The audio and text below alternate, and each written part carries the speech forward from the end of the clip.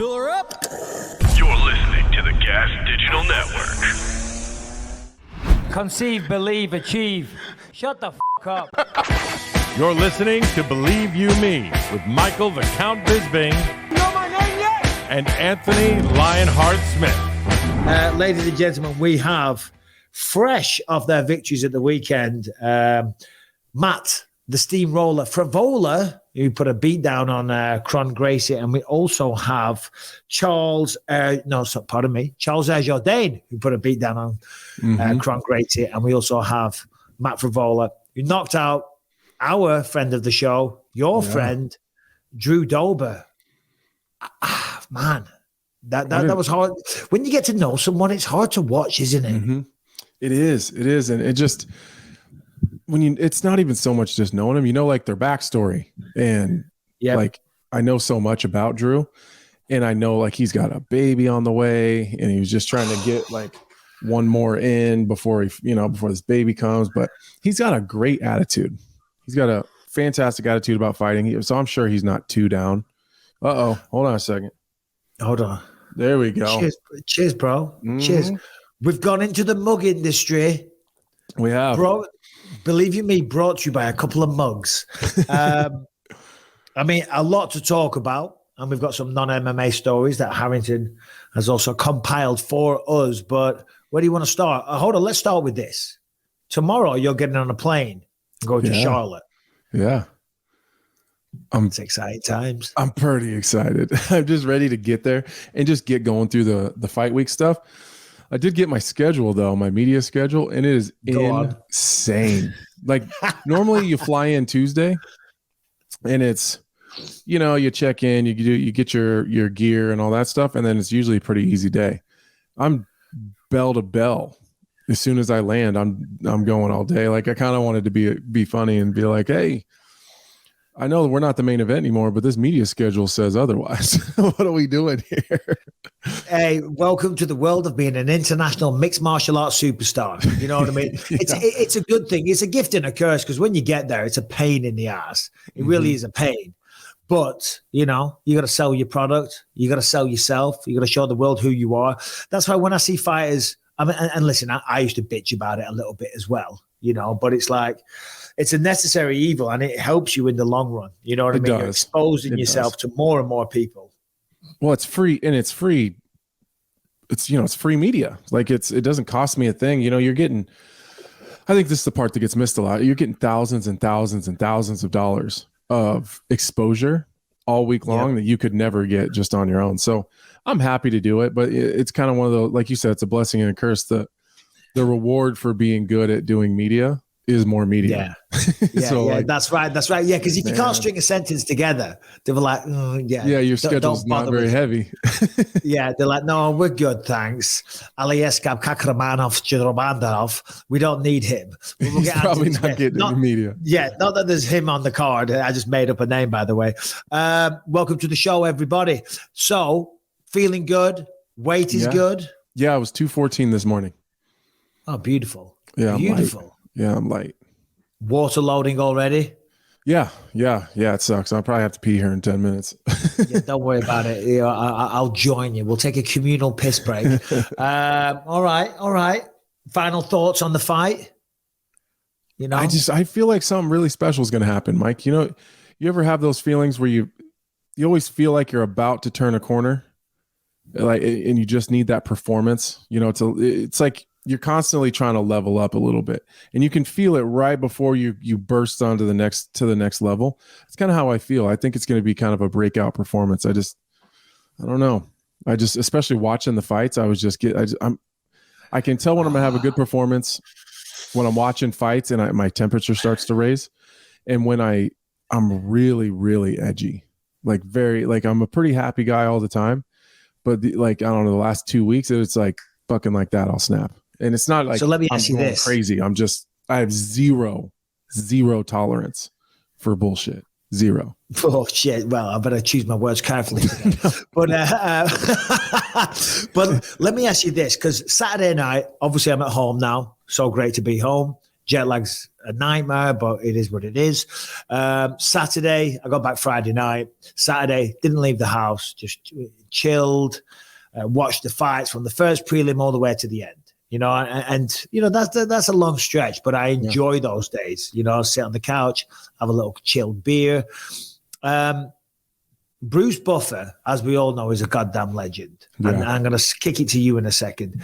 But even though I've been through it so many times, I've fought in the octagon so many times, I commentate so many fights, I'm around the sport, I'm sitting there on my couch, as I say, from 3:30 p.m., it's now almost 10:30. Bruce Buffer's doing that intro. It's the main event. We are live. It's time and all that stuff. And no matter how many times you hear that, I was like, whew. And I got out my chair and I was having a little shadow box. I'm like, here we go. You're fighting next week. Yeah. So talk to me about your emotions as you're sitting there watching the same thing and you're having the same emotions, but they've got to be massively heightened compared to what I was experiencing. Yeah. Well, I'm already, they've pulled me off of, they pulled back my sparring and my real heavy contact stuff last week. So they do that so that I'm just chomping at the bit to because I'm so used to, it's been 10, 12 weeks of just constant physical contact. Well, you're kind of burning off your energy and you're burning off your aggressiveness every single day through training camp by doing that. So then they take it away where you don't get to do it. And you're just like a dog on a leash and you just keep yanking at the collar, So I'm already a little bit hyper aggressive because I'm haven't been able to spar. I'm still training. They're just taking away the fun part. So, I get to the end of the training session where you would normally start your flow rounds or a little bit of sparring or your hard rolls. And then they're like, no, you're done. You got to shut it down. And I'm like, oh my God, I just want to go. And so there's that. And then I'm watching the walkouts and I'm imagining it that, that it's my music and I'm just my temperature's getting high. I'm like, God damn, it's hot in here. What is happening? It's just, and then you just visualizing that it's yourself. And then you're in there and of course, typically I'm watching fights, even the Frevola fight, we're going to talk to him. I'm imagining, typically I'm watching him as an analyst. So I'm like, Drew's doing this, Frevola's going here and seeing how they're dealing with each other's problems. And I'm not even watching fights like that anymore. It's more like, oh, I would wreck that dude right here. It's how I would deal with it. Yeah. It's less about how those two guys match up with each other. It's how I would deal with that problem because I'm imagining in my head that I have to deal with that same issue pretty soon. Yeah, well, I can speak on behalf of all the believers. Come Saturday night, we are all going to be sitting on the edge of our goddamn seats. We can't wait. Now, we do have Matt Frevola joining us pretty soon, so we better get into some fight stuff and no doubt some nonsense as usual. The main event, we got to start there. Aljamain Sterling versus Henry Cejudo. I picked Henry Cejudo. Yes, I was wrong. Did I underestimate Aljamain Sterling? I don't think I did. I just think he, once again, leveled up from where he was last time. I was so impressed. And by the way, we're going to get to Merab. Merab stole the goddamn show. Merab the whole show. Awesome. I love that guy. He's got the jacket on with the cheeky little grin, But do you know what impressed me the most about Aljamain? Is the way he just went at Cejudo straight away from the opening bell. He's the taller guy by far. He's got a 7-inch reach advantage. He's fighting an Olympic gold medal wrestler. You could say, let's play it safe. Let's use the jab. Let's use the straight shots. Minimize the kicks. Don't engage too much because if you engage, he's got a good chance of grabbing you. You got all these theories and game plans that you can come up with. He just went, no. I'm fighting this guy. I am going at this guy. He was super aggressive right from the get-go. Granted, Cejudo got a pretty easy takedown, and I thought that was troubling for him. But he got back up. He turned it around. He almost took the back. And back and forth he went for 5 rounds. I thought, and by the way, Cejudo was tremendous as well. It was a very, very high-level mixed martial arts contest that I thought was thoroughly enjoyable. But the way Aljamain Sterling fought him, that's what really stood out to me as particularly impressive.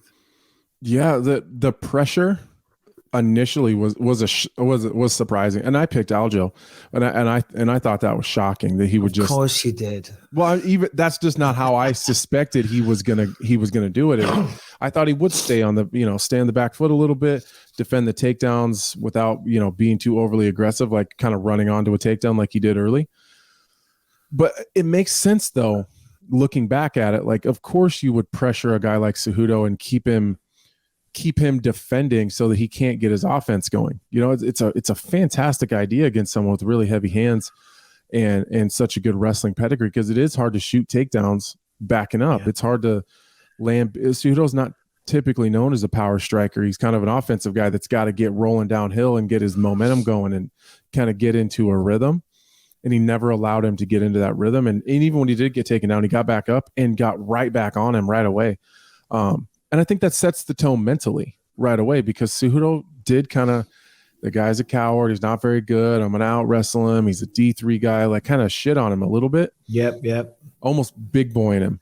And then as soon as the fight starts, it changed the entire attitude I think Cejudo had on Aljamain. I think he was expecting to kind of walk him down, bully him, put him on the fence, and beat him in the clinch. And Aljo never gave him the opportunity. And I think that flips that mindset that Cejudo probably had right away. Like, oh shit, like it's a shock. He doesn't give a shit. He's coming. It's a shock. It's like, whoa. I thought this guy was going to have a strategy. He was going to be technical. He was going to do this. This mother effer is coming right at me and trying to knock my head off as well as take me down. And look at that. 4 takedowns against an Olympic gold medalist. I mean, who'd never been taken down. Never been taken down. Oh, I don't know about that. I think he had. His takedown defense was only 93%, which would lead me to believe. I thought it was 100. I thought he had 100% takedown defense. Well, it's a difference of opinion right here. I'm not saying you're right, I'm wrong, but I did see 93% on the screen. I thought I heard Anik say something about that was the first time he'd ever been taken down. But that doesn't make any sense, because he fought Mighty Mouse twice. There's no way Mighty Mouse didn't get one, right? I'd assume that he would. But yeah, I mean, look, listen, we know it was a great fight. We don't need to go through every nook and cranny of the fight. I'm assuming most people that are watching this show saw it. The decision seems to be a point of contention for some people. Of course, Henry thought that he won. You always do. I thought it was the right decision. I thought Aljo won round 1. I thought Henry responded well in 2. 3-4, I gave to Aljamain. And 5, I thought Cejudo answered like a champion that knew he was against the wall and he had to do something special, trying to get the finish, which he never did. So I didn't have an issue with the scoring. I thought it was correct, but give me your thoughts. I thought it was right. I thought same thing. I thought Cejudo got 2 and 5. What I did think was weird though is I think Aljo made it a little closer than he needed to, because it looks like he took off round 5. It looked like he was like, all right, I'm going to be safe here. Cejudo's back is against the wall. He's going to go for broke. So I'm just not going to be, of course, it's the 5th round. They've been doing it for over 20 minutes. So I'm sure he's a little bit tired, but he wasn't really engaging. He kind of, instead of the forward pressure like he had done for 4 rounds, he kind of backed off, skated the cage, threw out some kicks. And I think he almost gave that round away a little bit by just trying to be safe. I think it would have been much more, there wouldn't be any questions had he kept his foot on the gas, because it didn't seem that Cejudo really had any answers. Do you know who one of my all-time favorite corners? I mean, Ray Longo and Matt Serra. It's just awesome to watch. And I don't know, Brian and Harrington, welcome to the show. Jump on, please. You guys are from New York, so maybe you could do a better fucking accent than I can. But, it's like, hey, I don't like this on the old fours. You know what I mean? Yeah. Don't be staying on old fours no more. And he had a point, because a lot of the time he was on old fours, but he was pushing the pace. You know what I mean? He was trying to get the takedown and forcing Henry to defend. And Hamilton and Brian, please give me your best Long Island. Get off your old fours. Aljo, come on, man. Aljo, crawling around in the octagon. Forget about it. Come on, guys. You can't be doing shit like that over here. Oi, what we're doing over here? Come on, Aljo. Great fight. Well done to Aljamain Sterling. We'll try and get him on the show to celebrate that, because it was phenomenal. Henry Cejudo was non-committal to either retiring or sticking around the sport afterwards. Now it's come out. He wants to fight Merab. I'm sure you saw the tweet. Please. He said, Dana White, I forget what he said now, but he called out Merab. which is a tough spot for Merab, bless him. It's like he's right there in a title fight, and now he's going to go through Henry Cejudo. Well, Dana said he's offered it to him in his post-fight press conference. They've already to Merab. Yeah, but he's not going to fight Aljo. Well, no. So who's not going to fight Aljo? Merab? No. Yeah, no, of course. So like, that's the tough spot to be in. You're just hanging out. But Dana said that we offered it to him and he won't take it. Oh, Merab won't take it. He won't take it. No. Interesting. So what do you think his motivation is there? I mean, I guess that's just they're just best friends, and they won't fight. Oh no, sorry. I think we're getting confused here. Matt Frevola, can I get a steamroller? What's up? What's up? How we doing? How's it going? We're good, buddy. We're good. Hey, we're going to get to your sensational knockout in just a second. We were just talking about your good friend Aljamain Sterling's victory at the weekend. Give me your thoughts on that, on what you saw, what went down. And we were literally just talking about Merab Dvalishvili and Henry Cejudo. What are your thoughts, Matt? Yeah, that was a great competitive fight, and Aljo beat him. It was super competitive. And, Henry's a gamer, and Aljo just beat him, And that's what Aljo's so good at. He could do that to anybody. He also could strangle anybody. And, he could knock people out too. But Aljo's the bantamweight GOAT now. So it was a great night for the team. Yeah, well, I thought you had another question, Mike. Sorry, my bad. No, I thought it was. I normally do dominate and speak too much, so I apologize, Anthony. That's all right. No, it was a great night for the team. Man, Drew Dober's such a tough guy to fight for anybody. What's it feel like when you get a guy that, regardless of how you feel technically or where you compare with that type of a guy, just a dude who's so hard to finish historically? He's going to be in your face the whole entire time. What's it like when you get that name come across your email? Oh man, I was so pumped. I've been watching Drew Dober from the beginning. He's been in the 20 fights in the UFC. Like some of his his highlight reel knockouts is one of the best I've ever seen. So I was so pumped when I got this fight, and especially now he was on a 3-fight winning streak. I was on a 2-fight winning streak. And styles make fights. And I think they knew that, the way that he fights, the way that I fight, it was going to be a banger fight and somebody was going to get finished. And, I got the finish. Yeah. I mean, listen, I think everybody knew, when you looked at that fight card, that was a fight that stood out. And I'm not just saying that. I work on a couple of things, BT Sport over in the UK. Everyone was pumped for your fight because, as you say, styles make fights. Drew was pressuring you. But by the way, where are you? Are you at home? I see you're on the balcony. Yeah, I'm at home. Good old Strong Island. It's starting to get nice out. Summertime's coming. Jacked and tan all summer. There we go. Bro, you're in fight shape. You're going to keep that shirt off for as long as possible.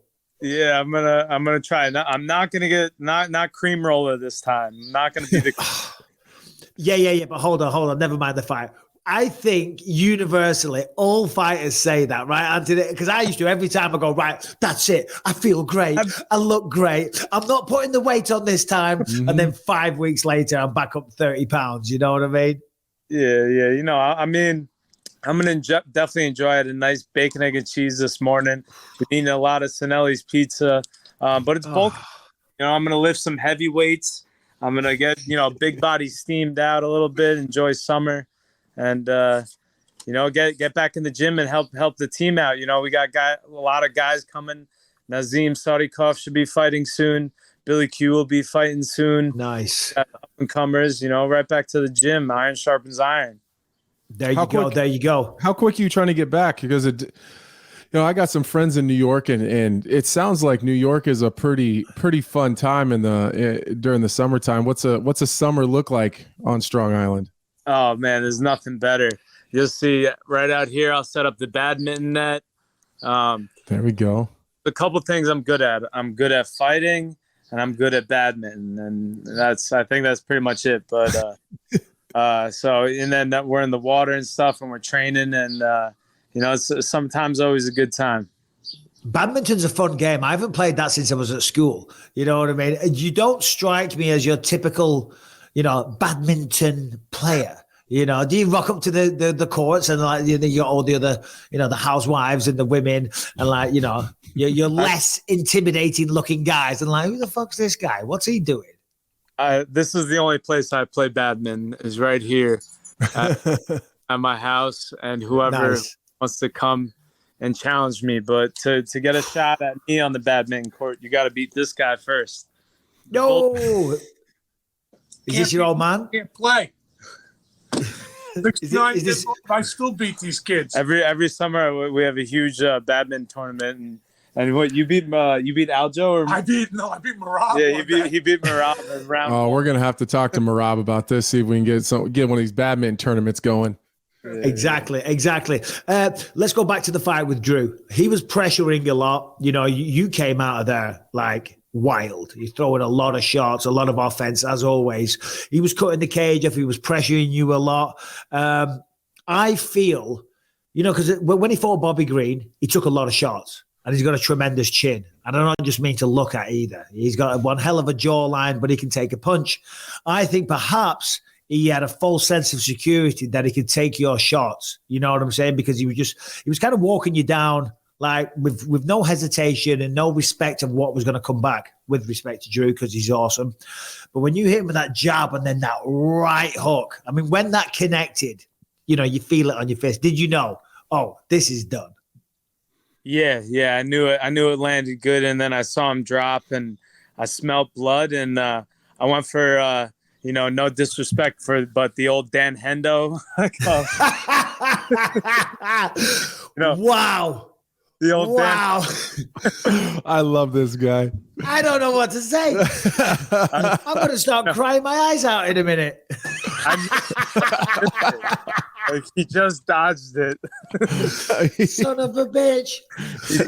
He dodged the old Dan Hendo, but then I just kept the ground and pound coming, and I landed a couple headbangers, some left headbangers. My hand's a little sore, my wrist's a little swollen from I think all those left headbangers, and then some old school Donkey Kong ground and pound to finish him off. So it was a nice finish. Were you having a tough time with maybe the range and the pressure? Because it did seem like, obviously, with all due respect, it seemed like you were having a tough time with either your timing or the range kind of at the first half of the first round. Just seemed like, I don't know if maybe the crowd had you super hype and you were a little bit, you were just swinging really wide and kind of letting them fly for a little bit. I mean, I always got that right hand on a hair trigger, trying to control that a little bit, but I honestly, tough sometimes. My game plan was to wrestle him, and I was planning on wrestling him once he got over aggressive with his strikes. But I felt good standing up. Like I was busting his face up. I cut him with that head kick. He was leaking, and I was landing and I was moving. And my awareness. I've built my awareness up. Shout out Coach Longo. Ray Longo. Wants me to build my awareness, and working my movement. My movement feels good. I could strike moving backwards. I could strike moving forwards. But my hype, I was, he was a southpaw, and I love fighting southpaws. Honestly, I love my attacks against a southpaw opponent, and it's fun. But eventually I want to wrestle too, show my jiu-jitsu. No need to keep knocking people out like that. Well, yeah. Yeah, right. I'm mad about it. We were just talking a second ago. It's funny you mentioned Ray Longo. What are you drinking there, by the way? I got some G Fuel. Check this out. Dragon Ball Z G Fuel. There we go. Oh. Are you a Dragon Ball fan? I got to be honest. I think I'm the generation ahead of Dragon Ball Z. You know what I mean? Maybe I'm a little old. I mean, I'm not really an anime guy, but I love Dragon Ball Z is sick. Let's go. Yeah, so we were just talking a moment ago about Matt Serra and Ray Longo and how as viewers sitting at home watching, they're one of the most interesting, fun, and obviously very, very capable and skilled and experienced corner teams. When you're in there in the gym on a day-to-day basis, What's it like training with those guys? Because I'm assuming, whilst they're obviously so experienced and got so much expertise and have a wealth of knowledge. I mean, listen, I know Matt Serra very well. He's out of his goddamn mind in the best way possible. And Ray Longo's got a great sense of humor. I'm assuming you guys have a lot of laughs through training camp as well, which is, I think, just as important as obviously working hard and training hard, but it keeps the mind happy. You know what I mean? Yeah. Honestly, the reason, that makes this so special, what we do, is the relationships we build. And it's like you walk into law and it's not even like, oh, like it like, or like right to like technique and fight talk. It's like, oh, how's his day going? And just talking about family stuff. And then there's no, Ray Longo's always there. He's always like, sitting on his chair or rolling out like on a softball on the mat or doing his stretches, and you're just talking and hanging out at the gym, and you got the TV on. You talking about the fights from last night or from the weekend, and whoever's got the fight on, we're watching their fights on the TV. It's just a great environment. And then at Serra BJJ, it's like so many awesome jiu-jitsu you guys there, like from like New York City policemen and firefighters and like just Long Island community, like that are, and they're all nasty at jiu-jitsu. Like they're all like can strangle anyone out there. It's a great environment with Matt Serra walking in. You could just feel his energy from the other end of the room. And you got his wife, Ann Serra, who's just smashing pads with Carol in the cage. And Ann Serra, you can always know because she makes like awesome noise every time she hits. She's like hip hip hip hip hip. Yeah, she's a kickboxer, right? She does some kickboxing. Yeah, 2-0 as an amateur kickboxer. Amazing. And her fights are awesome. She goes to war, like she does not back down. That is awesome. With my obviously with my relationship with Weidman, I've gotten to know Ray and Matt really, really well. And when I watch them corner people, there's such a, I don't know, they're like a hot and cold kind of in the corner that almost seems like it works, but sounds like it would be a little bit crazy from the outside, but it does seem to work. Like even watching when Weidman right before he fought Uriah Hall, Longo was around and he's so calming, I was watching him in the corner with Aljo. That first round was kind of wild. Aljo's pushing the pace. He's kind of going off on Cejudo. Then they get in the scramble and round ends and it seems like it's kind of chaotic, right? And then Longo comes in and it's like his voice just kind of brings the temperature down a little bit. And then it goes to Serra and he's going fucking crazy. And then Longo kind of ends it with, come on now. Like is that the same kind of relationship that you guys have through the entire training camp? That's just how I perceive it from the outside. Is that how you guys feel? Yeah, it's a great dynamic. And, when Ray Longo tells you something, it's like, it's the truth. He's not sugarcoating. He's not bullshitting. He tells you what it is, how it is, what you need to hear. And what he says, it's the truth, and it goes. And then again, it's calming as well because, just all the training you put in.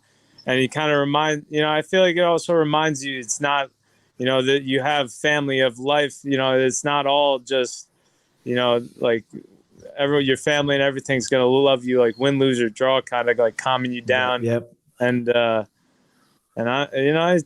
it's a great ride, honestly. It's nice having such an awesome team and family, out here in strong.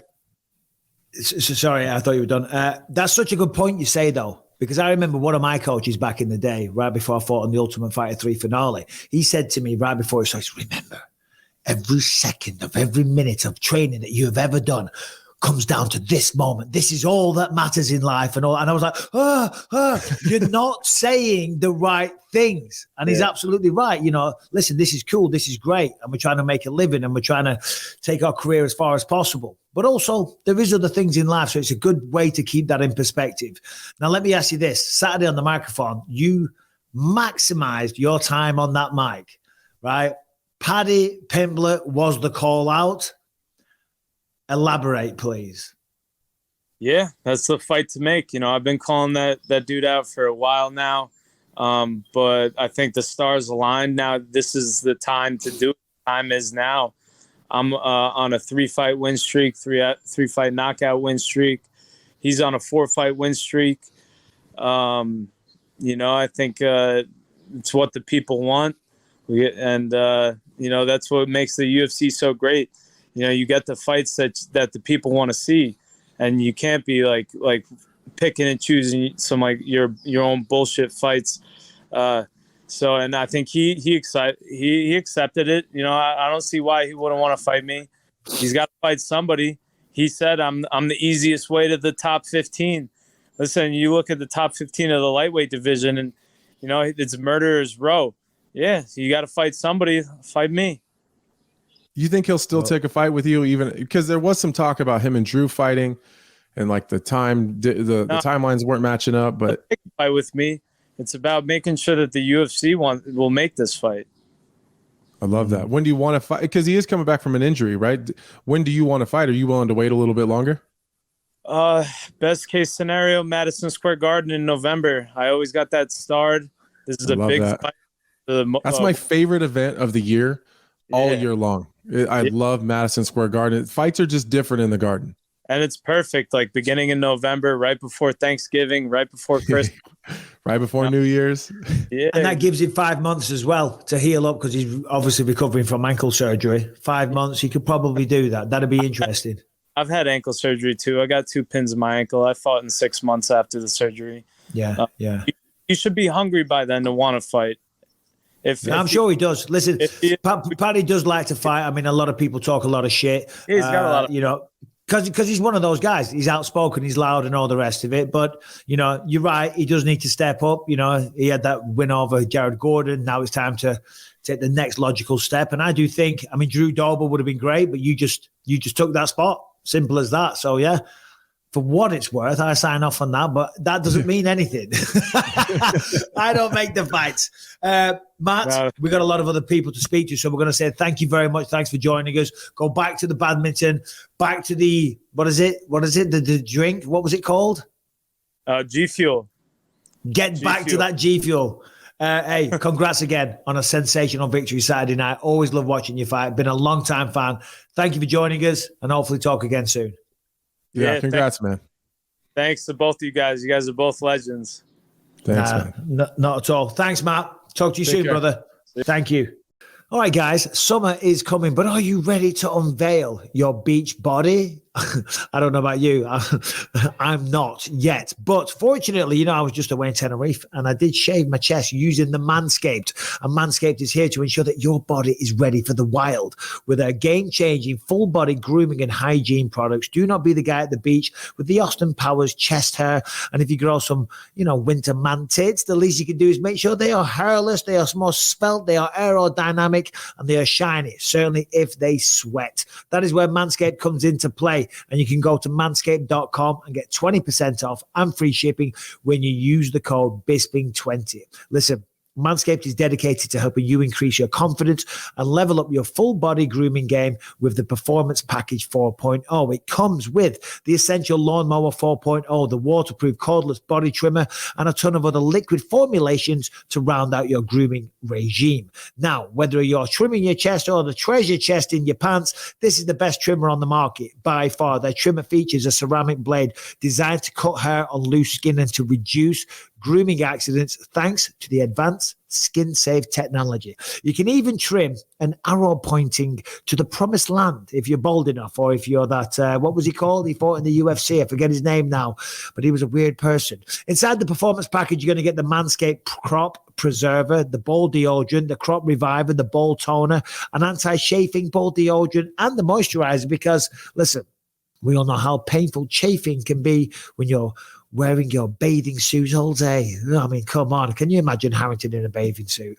Nobody wants to do that. I apologize, but no one likes nose hairs either. So the package also comes with the Weed Whacker 2.0. Also, you get 2 free gifts. You get the Shred travel bag, $39 value, and the patented high-performance reduced chafing Manscaped boxers. I mean, what more do you want? Well, I'll tell you what, we'll throw in the nail kit, the Sheer 2.0 nail kit. If you're wearing sandals, got to have those toenails looking Bobby Dazzly. Anyway, get 20% off and free shipping off all those products and whatever is else on their website. Okay, manscaped.com, the men's leader in men's grooming. 20% off with free shipping when you go to manscaped.com. Use the code Bisping20. Trim your chesticles with the besticles. Always nice to speak to the... I've never spoken to Matt before in my life. Oh, really? I just have in passing, never a long conversation. That's what I mean. I've said hello and whatnot, but I've never had a proper chat. You know, it's always cool to do that. So yeah, man. I mean, he was phenomenal Saturday night. I guess we should follow on from there. You know, it was hard seeing Drew Dober go down like that because again, you get to speak to them. You know, and obviously you know him. You know him very, very well. You know. Yeah, it's tough. That's the game though. You know, that's the game. The better man won, and Drew's okay. So like it is what it is, man. It's a heartbreaking sport. Honestly, what crazy power in that dude's hands though. Like Drew Dober's he hasn't been knocked out in like 12 years. I mean, that's a hard dude to finish with punches. So credit to him. Oh yeah. That's tough. Yeah. No, absolutely. Absolutely. We got a lot of fight stuff. There's a lot of stuff to talk about at the weekend. Harrington, come on, brother. Give us a bit of brother. You know, brother. Give us a little, just a little misdirection from mixed martial arts. I don't know what that was. Just fucking give us something else to talk about for a minute. All right. How about the family in Sydney that is refusing to sell its property despite the fact that an entire neighborhood has been built up around this one house? Have you seen this? I have seen it, but I don't know if you're aware of this, Harrington. There was a bloody the King of England got crowned at the weekend. Is that not the leading story in the world? That'll happen a couple of times in my lifetime, probably. I don't know. This house in Sydney, though. Come on. This house in Sydney, though. Yeah. Let's have a look. So look at this. Yeah. Hold on. Is there a video there, Brian? I think there is. Go to the right. But if not, yeah. So this is way back in the day. Go on, Harrington. Yeah, this is just the time lapse showing the entire neighborhood growing around this one house. Those people are my new best friends. So they've just said, no, we're not selling, right? And now they've been offered $50 million. If they don't sell after the $50 million offer, they're fucking idiots. But they're idiots. It's great. Idiots. It's a great story now. But if they don't sell for $50 million, you're stupid because their property's not worth $50 million.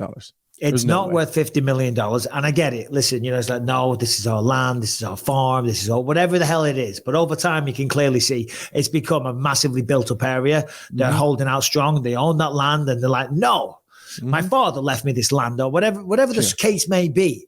I'd be sorry, Dad. They've just offered you $50 million, right? Take the money. Now it's time. Take the offer. Take the $50 million. That guy's, I don't know the person, but I'm assuming he's not a young man. Take that $50 million. Go and live your life. Do whatever. Yes, Brian? What if there's a body buried on the yard and they're just trying to protect their family from a murder charge? Brian's conspiracy corner. I would have never thought of that. You never know. Maybe that's what it is. And they're definitely going to find it when they're digging foundations for houses and stuff. Well, that's what I'm saying. You would be like, no, I'm never selling this place just because I don't want Grandpa to have a. Well, Just move the body. No, but there's a similar thing in England. There's a motorway freeway called the M62. And as you're driving along it, the freeway's either side and there's a farm in the middle. It's not a particularly big farm. And the story goes that the same thing. They tried to buy that piece of land and he said no. So they just built a freeway either side of it. And it's pretty miserable. Do you know what I mean? It's a pretty miserable existence. Just boom, boom, boom, cars going past all the time. Sell that house, $50 million, live out your wildest fantasies, do whatever the hell you want. And when the time comes that you pass away, you can leave generational wealth to your family. I don't think you can do that in the US. I don't think you can do that. Because when I was growing up, like you couldn't hold out that long. They'll just take it from you. When I was growing up, they were extending the highway that came in between the two small towns. Like I lived in one, and then there was another small town 20 miles away where they were turning the 2-lane into a 4-lane highway. Well, there was all these houses and farms along the original highway that sat back a ways, but they needed that land to build the roads and the extend the highway and all that stuff. And a lot of those farmers said no, that they weren't going to sell because they didn't want it. And I believe a couple of them were like in a situation where the county said, here's what we're going to get. Here's the amount of money we're willing to offer you. And if you don't take it, we're just going to take the land anyways. Well, Harrington just chimed in with two things. He said the right of the government and its agent to go on, Harrington, explain. So that's called eminent domain, which is exactly that. The right of a government or its agent to expropriate private property for public use with payment of compensation. So whatever they say, you're expropriate. Yeah, I'm not the best speaker. You know that. Would you just break down? We got Charles Jourdain. Welcome to the show, Charles. 1 second, brother. Expropriate. The word is expropriate. Expropriate. There we go. There you go. Because I was like, you're sitting there saying exfoliate, like you know what that is. Okay. The government cannot exfoliate my farm. I was going to say, what does exfoliate mean, Harrington? It means we're taking your shit, man. Yeah, exactly. Yeah, they'll just take it. Well, that's not very red, white, and blue. Yeah, there was a lot of people really pissed about it, but they held out as long as they could. But it's got to a point where they were like, all right, this is the most we're going to give you. So like, take it, or we're just going to leave the money here and take it anyways. Yeah. Well, that guy in Sydney, if you do happen to be a regular listener to the Believe in Me podcast, just please sell and give us 10%. 50 million. If you had $50 million, if you had a piece of land you could sell for 50 million, what would you do? And I know we've spoken about stuff like this before. And Charles Jourdain, I hope he comes back. I hope he didn't hear us. It's probably his land. He's like, fuck this podcast. They're talking about farms for 50 million. Like, I'm not talking about exfoliating with these nerds. I don't like this. No, are you intoxicated? 50 mil, Anthony, first thing you would do. Okay, I would find another farm, which wouldn't be hard to do. I would find another one. Good point. And I don't know, you'd probably find a pretty goddamn big one for like $5 million. And then buy some cool toys and shit, and then invest the rest. You know, Ellie. Like if you had $50 million, how much money would it, like, just say you spent $10 million on your home, and then you spent another $5 million and all, like, I probably couldn't spend $5 million on dumb shit like cars and toys and just fun shit. I probably couldn't spend $5 million on that. And then the rest, what do you do with it? Well, here's the thing. $50 million, you do not put, you know, if anyone wins the lottery or whatever, anyone comes into a windfall of that amount of money or anywhere near that, you don't put that in the bank. Right, because if that bank goes under, which a lot of banks are these days, I think only $100,000 changes on some banks is guaranteed by the government. You would lose the rest of it. So you give it to somebody to take care of, you know, a business manager, a wealth fund manager, whatever, and those guys can get 7 to 12%, on average, about 7 or 8% interest, which is like almost crazy. 3-4 million a year. Yeah, you know. Anyway. Just live off that. Keep the 50 mil. Charles Jourdain, what is up, my brother? How are you, man? Thanks for joining the show. I appreciate you. Thank you very much for having me. You are both incredible fighters, and it's an honor to talk with you guys. Thanks. No, listen, you were sensational Saturday night, man. And when I watched that fight back, I thought, we got to get Charles on. I've been a huge fan of your fights, the way you bring it every time, such an entertaining style. And then Saturday night, went out there against Kron Gracie, and it was the perfectly executed game plan. You stuck to it perfectly. Talk to me about the experience. So basically, my record right now in the UFC is 5-5-1. So it's not an incredible record when you see from the outside. But I've been on the edge of so many razor sharp decisions, like the majority one with Shane Burgos that many people thought I won, and he was ranked number 14. So that was my big thing. There was also with Andre Fili, a split one, and then a draw in Abu Dhabi. There was always that, because of the fact that I was so immature and so wanted to entertain more than to win, I was on the bad side of it. So in the past 11 years fighting, the last 8 months were the first time I took such a long break since I fought Nathaniel Wood, a fellow Englishman of yours, very skilled man. And then I decided, okay, I need to take. Was that in Paris? Yeah, that was in Paris. Yeah. My sixth fight in the span of my fifth fight, but 6 weight cut considered. I went to last minute to fight Topuria at one point, but Topuria fell, I think, ill during the weight cut, so he couldn't fight. So it was 6 weight cut. I was very drained. Like I rehydrated the night in Paris. I rehydrated from 145 to 147. Yesterday, 2 days ago, I rehydrated to 160. So yeah, in Paris, I was destroyed. I went in, I fought. I really wanted to be on that Paris card, no regrets. But yeah, I needed that little break just to make sure everything start realigning. And I stick to the game plan with Kron, and it was a good performance.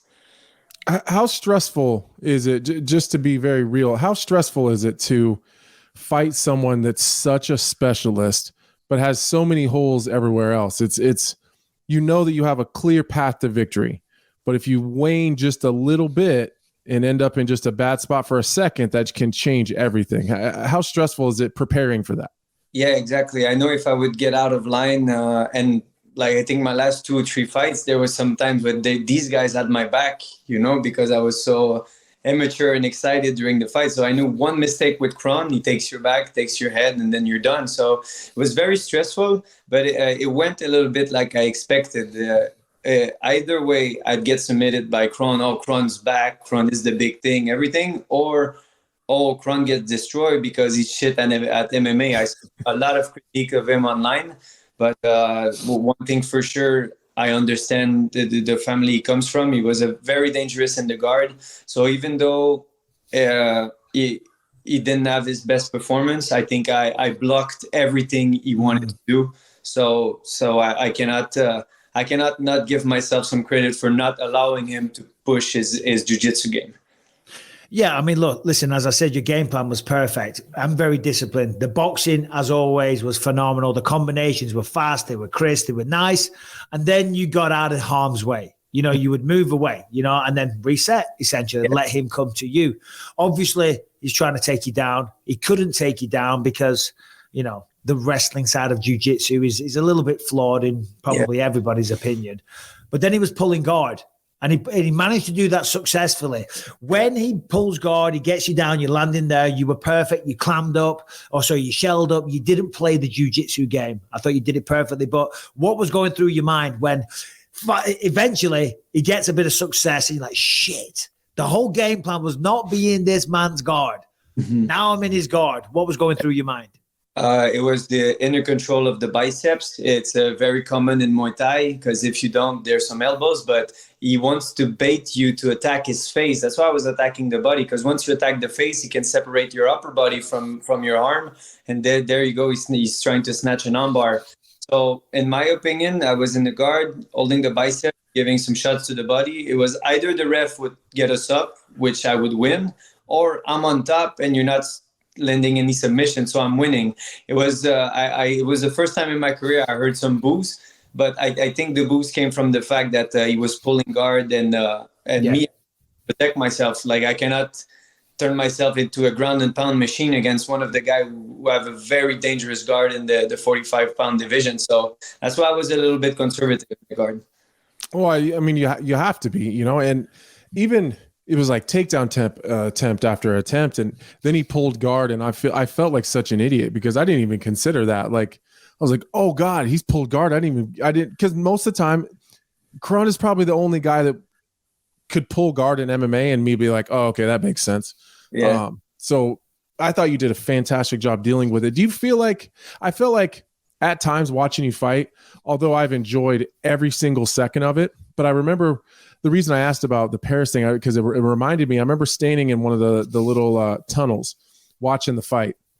And I think that you gave a perfect analysis that maybe sometimes you get wrapped up having too much fun and not so much, and maybe at times weren't so focused on winning the actual individual positions as you went, because it was an incredible fight. And I loved watching every second of it. But there was definitely moments where, like, if you just backed off, slowed down just a little bit, like I think he could probably win most of those exchanges. He just isn't focused on that. I feel like this fight with Kron, though, it was probably your best performance, in my opinion, not just because you won and you did it so by such a large margin, but because you were so forced to have to focus on winning each one of those positions and not getting out of control. I thought it was your best performance. Do you think maybe fighting him helped you level up and maybe fight a more disciplined, kind of focused fight? I would say it was more losing twice in a row with the fight that I rewatched. I can't believe that you did those stupid mistakes. Like, it's time to level up. So I think losing is not a great thing, but it can be a great thing if you use it properly. And that's why the 8-month layoff was one of the best gift I ever give myself, just to take a step back, analyze, and be like, okay, like I'm starting to understand this longevity thing. The guys say it's a marathon, not a sprint. Take your time. And when you lose, it doesn't matter how much the crowd enjoyed your fight or not. Your fight pay is cut in half in UFC. So that hurt a lot.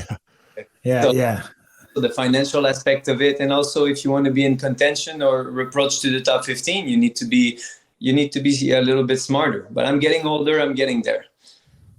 Yeah, I mean, it's a thinking man's sport. And yes, you were disciplined and all the rest of it. But I'll be honest, I love it when Charles Jourdain just goes full Charles Jourdain. You know what I mean? When you're Sparta kicking people, when you're throwing flying knees, when you're being absolutely crazy, because you have had some crazy moments inside the octagon and some incredible fights. Tell the people, and this is the first time we've spoken at length, and again, thank you for your time. But everyone watching this, what can you share with us, about a younger Charles Jourdain? Tell us about you growing up. What was life like? Were you a kid getting into trouble or anything like that? Give us your life story, please.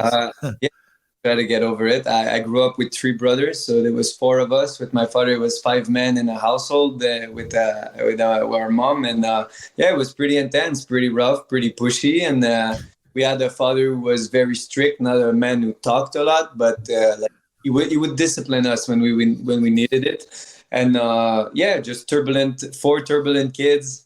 And then I found martial art one day. My first interaction with UFC was when Anthony Pettis threw the cage kick to Benson Henderson, and it was all over the news because there was no YouTube and everything back then. So there was YouTube, but it was very, very started for me. So I was going to bed with my cookies and my milk, and I look, and then I see a guy on the cage kick a guy in the face. I'm like, oh. And then I went to watch, and then my father's like, this is, he called it UFC back then. Like many amateurs, when they don't know, they say, oh, it's UFC. But it was WEC back then. So started bringing us to Casual Sport, which is a sports bar here with my younger brother. And I think there was a pay-per-view once a month. And I think the first one we ever saw was 137, where George was supposed to fight Nick Diaz, but Nick pulled out, and he was fighting BJ Penn instead. So Nick Diaz against BJ Penn was one of the first events, and they were like, okay, sign us up. Started training, started fighting amateur just for the fun of it. There was never a UFC dream or whatever. And then, we're pretty good at it. And then me and my brother start fighting amateur, and then we went to Thailand to just live. And the first time I got paid for a fight was $40. It's not a lot, but that's how it goes. Exactly. But you get money for doing something you love. It changed my perception. I'm like, wow, if I put my mind through it, I can achieve something with that. Then start winning belt. Then you arrive in the UFC. You're 9-1, 2 division champion. You think you're the shit. You think you're the greatest fighter Canada ever seen. Then you get into the UFC and you're like, oh my God, I was special, but amongst C-level class fighter. Now I'm fighting monsters and monsters and monsters. So getting to the UFC, I started understanding when George said getting to the UFC is easy, or even becoming champion is easy. Defending and so some things that George said, I started putting perspective into it. I'm like, oh, okay, I thought I was special, but there's some special motherfuckers in the UFC too. There definitely is. My road that led me to this warrior's path that I really enjoy. Let me ask you about Kron. Oh, sorry, Anthony. No, go ahead. Let me ask you about Kron, because he's a very intense guy. Yeah. I mean, all fight week on the embeddeds and things like that. And I've interacted with him as well. And I'm not necessarily saying that's a negative thing, but he's a very, very intense man. Yeah. What kind of moments did you share? Did you see each other in the hotel? Was there any kind of beef? Was there any trouble? I'm not into like, I know he wants to make people react just the way he square himself up. That's why I stayed my hand with my pocket, and I just wanted to him to understand whatever you do, you're gonna adjust to what I'm doing. I'm not gonna adjust to what you're doing. So every time like we had interaction, it was always him like just poking. But like I understand what you mean. I saw the embedded. Everybody in the UFC staff was saying they had terrible interaction with him. He was this, he was that. But take a step back. I think before you judge, you need to understand. But once you understand, you don't feel like judging. So when it comes to Kron, I'm a big fan of his father. I'm a big fan of him as well.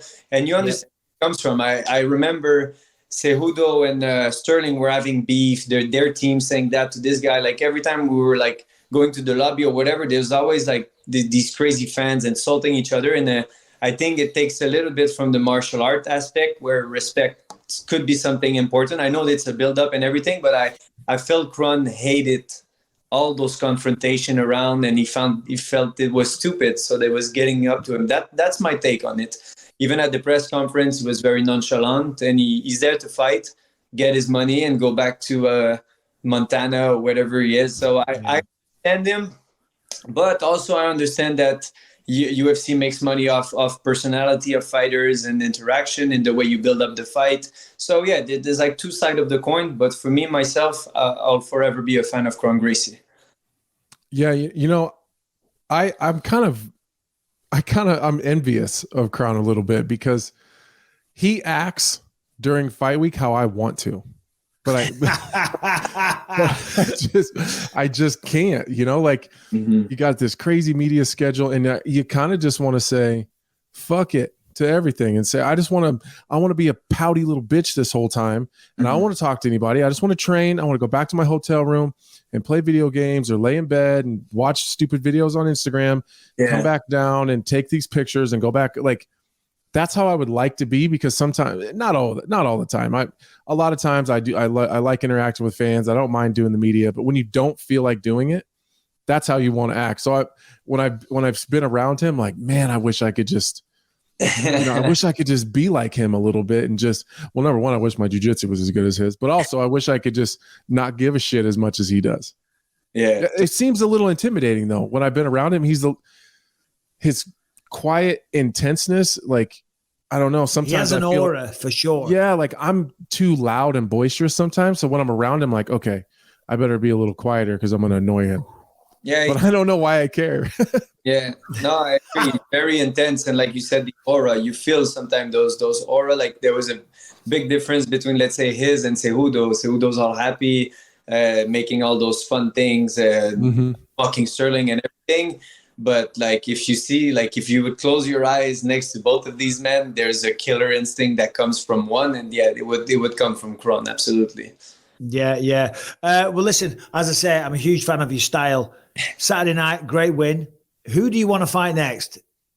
I talked about Edson Barboza, and he replied. Sorry, that's right, you did. My apologies. Correct. No problem. I talked about it, but I threw it out there. And if the UFC wants to do it, I'm good with it. But he's high in the rankings, and I know that they don't want me to step over, let's say, Caceres and all those 14, 15 guys. And I understand. Me is not about the ranking. It's just, I've been preparing 3 months with black belts from around the world, starting with my back, judo black belts. Like it was a camp. It was horrible, man.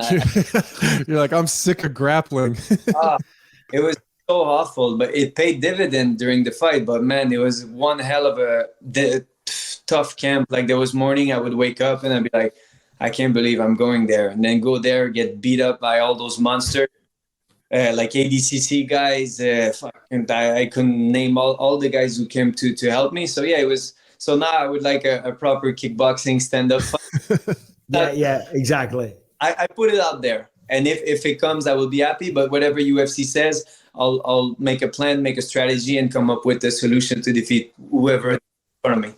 I appreciate the honesty right there, because I think that's something that the fans at home don't always understand, that different styles that you have to prepare for are more grueling and taxing depending on what your own personal style is. Yes. I'm a jiu-jitsu guy at heart, but if I'm fighting a better jiu-jitsu guy, those are just miserable training camps because you have to find like 5 guys that are way better than you, which means you're spending every single day in the worst possible position, losing to people that would probably put you there even if they wanted to, but then you have to start there.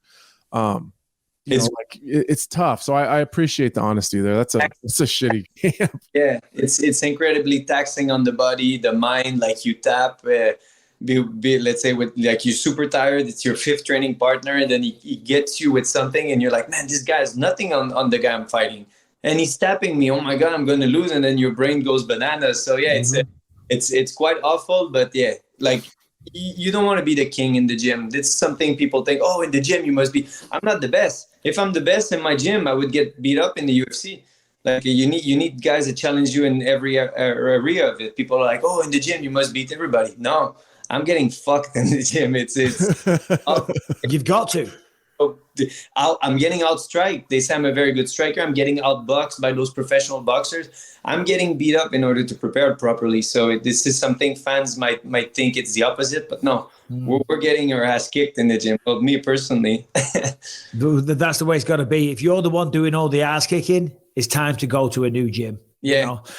Charles, we'll have to say goodbye, my friend. Thank you so much. Congratulations again on a sensational victory. Can't wait to see your next fight in there. Love what you bring to the table. You're a class act. Lovely to talk to you, my friend. And yeah, thank you for everything.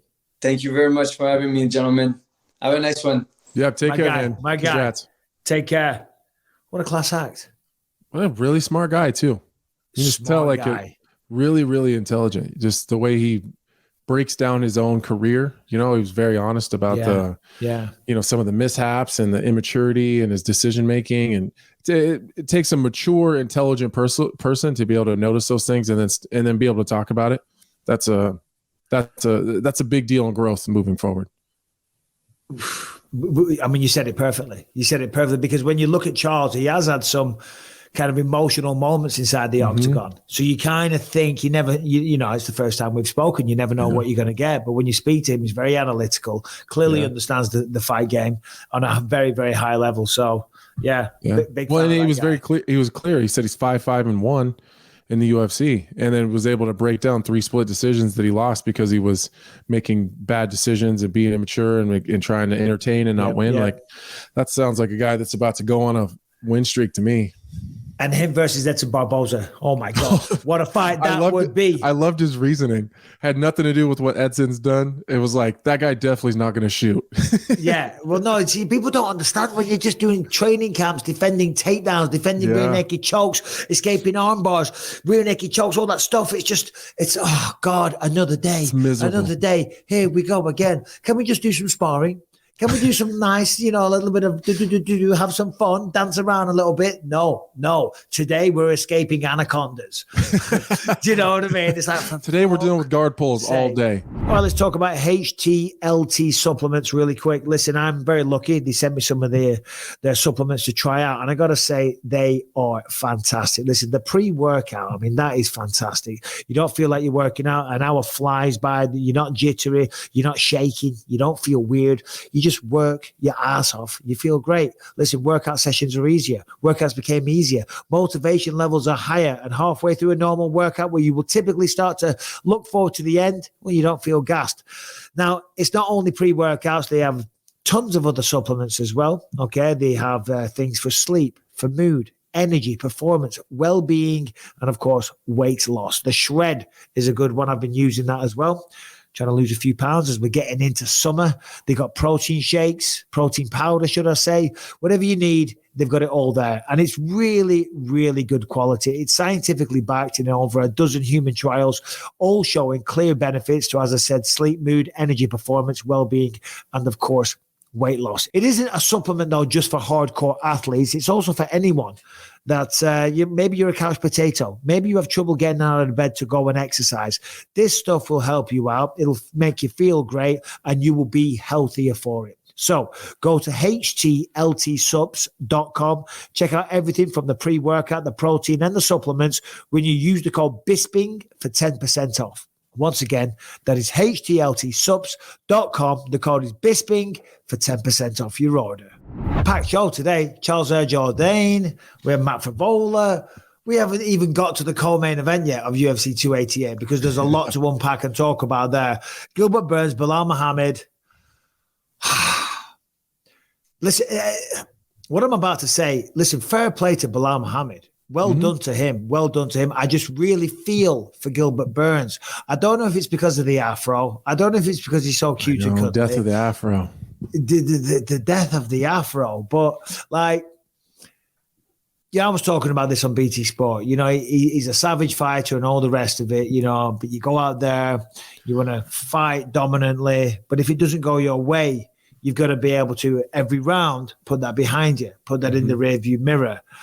And it's easy for us to say that when we're sitting there at home. We're not the person fighting with one arm, you know, because it clearly, in my opinion, when he shot in for that takedown in round one, Belal timed the kick. I think the knee connected with the shoulder. I think that's what caused it.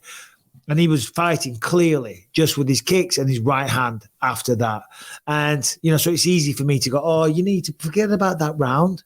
But it's hard to focus positively on the upcoming round when it's like, bro, one arm isn't working. I can't grapple. I can't shoot. I can't jab. I have less offensive weapons, you know, so we should be talking about Belal, but and just the look in his face, you know, the look, he looks so defeated.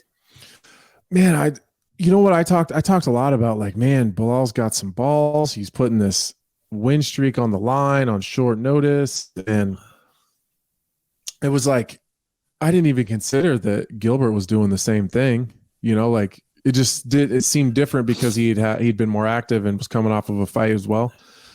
But I didn't consider that, like, he's coming off of 3 training camps. That's 3 weight cuts. That's 3 really tough fights. I didn't even think about that. So, like, he was in a similar position, just in different ways as Belal. So then he doesn't get a fair shake at it. You know, first round go in a first out of 5, then you tear your shoulder up in your one arm. Like, man, that's a whole lot of risk. There was a lot riding on it. And then you don't even get if he gets beat fair and square, like, whatever, that's just part of the game. But man, I did feel for him. But goddamn, Belal looked incredible though. Oh, he looked totally different.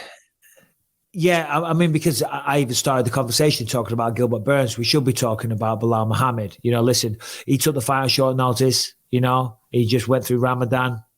He was riding a 9-fight win streak. That's a lot of pressure as well, you know, because, again, on the BT Sports Show yesterday, the lads were like, he didn't bring it. You know, if you've got a one-armed opponent there, you've got no excuse not to finish that person. I didn't see the eye of the tiger. I didn't see a hungry man. I didn't see a person that wanted to make, you know, a real stamp on that victory and say to the world, I'm fighting for that belt next. I'm like, yeah, but hold on a minute. Look at the pressure the man's under. You know what I mean? He's worked for years and years. He's unbeaten in the last 4 years. Won no contest against Leon Edwards. That's a lot of pressure, and that goes out the window. And listen, sometimes, I mean, Dana had already announced, listen, whoever wins this fight will get a title shot. So, listen, we all want to be fan-friendly. We all want to put on those amazing fights and get those knockouts and those stoppages as well. But I just think it's, you know, we've got to be fair to Belal. There's a lot of pressure there. And if he can cruise, which he kind of was doing, and I get that. I guess that's the criticism. I mean, even Conor McGregor came out, didn't he, and talked a bit of crap. You know, if what you're doing is winning every round almost, then you're not really forced to change it. Granted, as fans, we want to see someone go out there, push the action, put on a blisteringly long combination, get the knockout. But if he's winning every round, when have we ever seen Belal do that though? Well, correct. That's not like what he does. That's to be fair to him. It's not fair of us to expect him on 3 weeks' notice against one of the best welterweights ever, in my opinion, to go out and do something that he's never done before. He's not a blistering combination guy. He's out there outstriking a guy that he shouldn't be able to outstrike. He realistically, he shouldn't be outstriking Gilbert Burns, but he doesn't have the choice to shoot takedowns because it's not any better of a place down there either. So, yeah, I you know, as much as I would also have liked Belal to put his foot on the gas and show me something, get exciting, give me something crazy.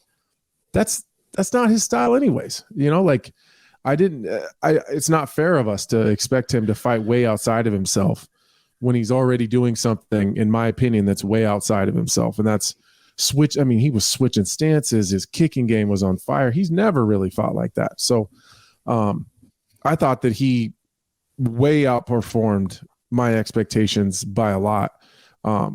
So I just want to give him some credit. I thought that he looked fantastic. And although the criticism of everyone saying that, you know, he didn't wow anybody and it's a hard performance to, you know, claim a title shot off of it. If he had a style that was able to do that, he'd have done it 6 or 7 fights ago.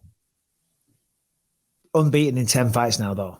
Do you know what I mean? At some point, it's just like, at some point, you win just enough, like Leon Edwards. It's just like Leon Edwards. Eventually, you get the shot. If you keep winning relentlessly, nonstop for that long, like John Fitch. Like at a certain point, you just couldn't tell him no anymore. He didn't have a crazy style. He wasn't knocking people out. He wasn't going insane. He just beat everybody, and you didn't have a choice. You had to put him in. He had beaten everyone else. Yeah. We can't sit here and listen. I'm a fan of Bilal. I think he's very, very fun. He's got a great personality, hell of a fighter. We can't sit here and say that he's like one of the most exciting fighters in the sport. Well, he knows that. No, and he's effective though. Yeah. He's effective. He's good. Sure. He's talented. He's strong. He's dynamic. Too. He's tough. Damn, he's big, so big. You know, and he's getting the wins. We just had Charles Jourdain on. Just saying, listen. Winning in the UFC is really hard. Getting there is the easy part. Winning fights, winning 10 in a row. And then when you look at the record of some of the people that he's beaten, obviously we just had Gilbert Burns at the weekend. There's Damian Maia on there. There's Stephen Wonderboy Thompson. I'm just bringing up his record here. I mean, it's been Sean Brady, obviously, who was Sean Brady. I thought that was a great win too. Sean Brady was undefeated at the time. My bloody computer's being weird. What's it doing? Oh, my God. There we go. Vicente Luque, Stephen Thompson, Damian Maia, Diego Lima, Lyman Good. All right, so the name value drops down. But the last few, Leon Edwards, Damian Maia, Stephen Thompson, Vicente Luque, undefeated Sean Brady, and then Gilbert Burns. I mean, come on.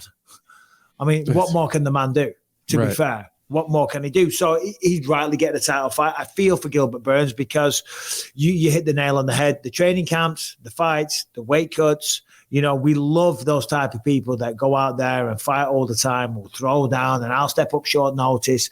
That gets people excited. But it comes at a price. It comes at a cost. And would that shoulder of injury have happened had he not had such a rigorous schedule throughout the whole year? Maybe not. We don't know. We don't know. Maybe that kick was so powerful it would have blown out his shoulder or whatever the issue is, regardless. Or maybe just wear and tear, worn down. Not resting enough. Not resting and not recovering enough. You know, so listen, well done to him. Did we see this? Harrington and Brian, I'm going to put this on you right now. I saw a thing this morning. Colby came out. He's called, because obviously Colby's fighting Leon next, regardless of where that fight's going to happen. He's saying it's going to happen in America. Leon obviously is calling for the Abu Dhabi fight. Colby came out this morning and said, what's Bilal going to do? Sit around forever and wait? He's going to be sitting on the sidelines for a long time. He also then called him a racist, which is just Colby being Colby. He's been calling Bilal racist for a while. Has he really? Yeah, it's been. On what grounds? I don't remember what the initial thing was, but it was. I'm sure Harrington probably remembers though, but I don't remember why he initially started calling him racist. But it's been going on for a couple months. I think I've got the quote here. Actually, hold on a minute. Well, Harrington pretty much said, here it is. Off. Here it he is. Don't give a shit about us. Yeah, no, I know. Where's our little backup bloody research bitch? Where is it? He says, "Bitch" is a bit of a stretch, but I was pulling up the quote. I was actively pulling up the quote and dropping it in the chat. What's the initial reason that he keeps calling him racist? Where'd that start? So I believe, if I'm not mistaken, I'm going to double check this, but I believe he's the one who said, he's getting Dana White privilege, and Colby was like, "Oh, you're coming to me because I'm white? You're racist." That's deep. It's just Colby being Colby. That's deep. I've got the quote here. He said, I think Harry can put it in the notes too. Forget it. He says, if anything, they're just trying to get rid of that racist. Remember the racist Bilal Muhammad. He goes, it's disgusting, man. Bill Leal is a racist. The fact he said I earned something on the color of my skin because I'm white, nobody earns. That's disgusting. Blah, blah, blah, blah, blah. I mean, Colby does Colby, doesn't he? I mean, he is a soundbite machine. And he says controversial stuff, and he might threaten to kill John Anik's family. You just take it with a pinch of salt, Now, granted, to be fair, in this day and age, throwing around the racism thing, not that I care, you know what I mean? Because I'm not a sensitive little sissy. But some people are. And if they are, grow up. It's just Colby. It's the fight business. People say stuff. Well, and those two are in a position to fight it out if they have to. Go ahead, Harrington. Sorry. I just wonder how Colby Covington is going to say anybody is holding out too long. The man hasn't fought since March 5th, 2022. How are you the authority on how long a guy can sit out and get a title shot? That's crazy. Well, now you're speaking in stuff that makes sense, Harrington. And that's not always something that Colby Covington does. Yeah, but to be fair, he's got the title fight. It's true. So one could argue he played it perfectly. You know what I'm saying? Yeah, I mean, you can definitely make that argument. He's fighting for the belt. And all he had to do was make weight. I tell you what, though, I do think that Colby will give Leon a test. It's a tough one. It's a tough one. But if Leon can do it, if Leon, and this is no disrespect to either man that fought Saturday night, but if Leon can get through Colby, I don't see anybody taking the belt off him anytime soon, if I'm honest, just because of how good he's looking lately. And we kind of saw when we kind of seen the Bilal Leon thing already. We saw it. And it wasn't, with all respect to Bilal, he's grown, he's gotten better, he's done a lot since then. Yep. They weren't even close then. No. It wasn't close for a second. So if Colby wins, though, I also think that whoever is coming up for that title is going to have a tough time. Like whoever wins is going to hold on to that title for a minute, because I think Colby's a different version of Kamaru. Just he's more willing to continue to shoot takedowns repeatedly over and over and over and over, where Kamaru really, I don't know that he's physically in a position to do that like he used to. But I think that Colby and Bilal is a nightmare matchup for each other. And did you see that, sticking with that kind of division, Kamaru Usman was calling out Khamzat Chimaev? I love that. I mean, that's but ballsy at 185. No, it was what Dana at a wants. catch weight. I think it was at a catch weight. The reason I'm saying that is I saw Dana saying, listen, I don't like to do catch weights. It's not our thing. It doesn't really have, and he's right, it doesn't have any relevance on any division if it's at a catch weight. He said, if Kamaru wants to come up to 185, fine, we can do that. But at a catch weight, it doesn't make sense. So hey, respect Kamaru though, man. I mean, that is trying to go right back into the deep end. That's not trying to pick an easy fight to get back in the win column. That's saying, hey, I can't fight for the belt. We'll give me the next toughest test. And that's with respect to everyone else. Anyway. It's crazy. No one's calling out Khamzat. No, they're not. He's been very, very quiet lately. Yeah, it sounds like just Usman and Borrachinha. Borrachinha. Did you watch the King's coronation at the weekend, Anthony? No. I did see a bunch of people chanting, like not rioting, but they were like, there was anti-monarchy protesters. He's not our king. Protesting. There we go. Yeah. Protesting. Yeah. I also seen a meme. I also seen a meme that my wife sent me that said, it was like, shout out to all the side chicks out there. You still have a chance. And it was like, is it because isn't his wife was his mistress? Camilla, that's the Queen of England you're talking about. She was a side chick, right? Oh, she was a side piece for a while. Yeah, old Diana getting shafted. Shout out to the side chicks. You still have a shot. Shout out to the side chicks. Oh my God. Well, it was a big deal in our house. Rebecca loves all that kind of thing. The problem was that the coronation started at 4:00 in the morning. Can you, before we go too far, can you tell me what a coronation is? It's actual him being crowned as like the king. Like a ceremony. It's the ceremony of him actually being, crowned the king. There he is. I mean, look at that. And you know what they had to do as well? They toned down. I mean, it might look elaborate and festive and grandiose, but they actually toned it down a lot compared to like when Queen Elizabeth got coronated. I don't know if that's the right word. Because of like what's going on in England with the cost of living crisis and everyone's suffering and all the rest of it, they didn't feel it was appropriate to have it quite as lavish as usual. But Harrington and Brian, jump on the screen. Let's have a chit chat, because I'm sure you guys have got something to say about this. Because I'm not a big, massive fan of the monarchy. Even though in our house, Rebecca, she just loves all that type of stuff. She wanted us to get up at 4:00 in the fucking morning and have tea and crumpets in like little fucking teapots and whatnot. And I'm like, babe, you're out of your goddamn mind. I'm not the biggest fan, but I do think it is. I do like the tradition of it, and I do like to see, you know, the historical reference and all the rest of it. But a lot of people that I know, they were bitching and complaining and all the rest of it, and they do have a point. And I'm sure this is where Brian's going to jump in, because number one, that little prick, Prince Harry, was there. He shouldn't have been anywhere near there. But more importantly, King Charles's brother, who paid off a potential rape victim. Is that correct? I think it was a potential rape of £12 million. So he stayed out of court. From what I understand. He fiddles kids. He fiddles kids. That's just the way you're saying it. That's why I'm laughing. I'm not laughing at that sentence. I was trying not to laugh. Yeah. I'm not into that. Yeah, you probably should have left those people at home. He had lots of trips on the Lolita Express over to old Epstein Island. He did. Yeah, no, he did. Yeah. He did. He sure did. You know what I mean? So, I mean, that's kind of like, I think turned me off. I think I watched an interview one time of he did an interview, or came and did an interview one time, and it was him denying all of that stuff, but it made him look so much more guilty. Yeah. Well, because you know what it was. You know what it was. This was one of his excuses when he got interviewed. The woman that was accusing him, or whatever, a girl, I'm not sure of the details, said that he was sweating profusely, and his defense was, well, that's obviously a lie, because I can't sweat.